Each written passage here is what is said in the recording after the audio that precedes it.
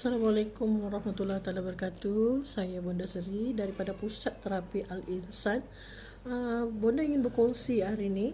Banyak yang bertanya Bonda macam mana untuk membooking package berpantang dan penjagaan yang macam mana yang Bonda tawarkan. Okey, hari ini Bonda cerita sedikit demi sedikit.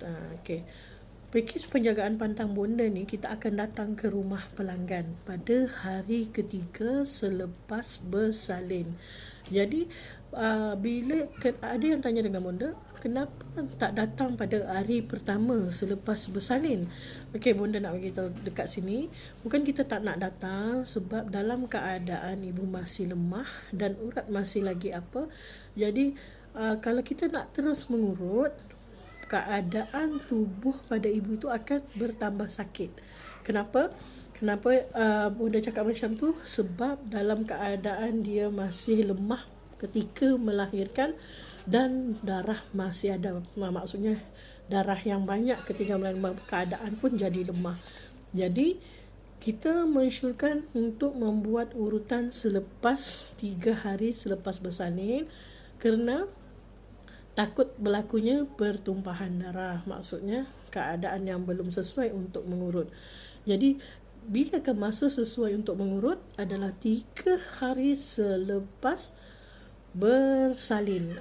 Jadi masa itulah kita akan mengurut pemulihan. Jadi urut pemulihan ni kita akan, bagi yang beranak biasa, kita akan buat tungku seluruh badan termasuk di perut. Tapi bagi yang beranak Caesar, Bonda akan sarankan untuk mengambil hari ke-10 ataupun hari ke-14. Jadi waktu tu urut Caesar dan urut beranak biasa tak sama. Jadi kita akan memulakan urutan pada hari yang ke-10 pun ataupun hari yang ke-14 bagi yang beranak Caesar. Jadi seterusnya, selain daripada mengurut dan bagi yang beranak biasa, kami penjagaan pantang Bonda Seri menyediakan pakej merupakan kelengkapan. Maksud dia harba, filis, lulur, bengkung, semua tu pihak Bonda yang akan sediakan. Ibu hanya tunggu untuk dirawat. Jadi macam mana waktu cara rawatannya? Apakah mengikut waktu ataupun macam mana? Okey. Bagi ibu-ibu yang mengalami masalah anak kuning, mungkin rawatan akan dibuat mengikut pelanggan. Maksudnya kalau masa rawatan bayi terkena kuning tu, ibu harus ikut membawa anak ke klinik. Jadi masa untuk balik ke rumah tu tak dijangka. Jadi pihak kami akan menunggu si ibu untuk memaklumkan dia dan anak sudah ada di rumah. Ini kaedah yang pertama. Kaedah yang kedua, mungkin ibu akan menjalani untuk membawa anak ni setiap hari ke klinik. Jadi kami akan syorkan dia untuk mengambil pakej sisi petang.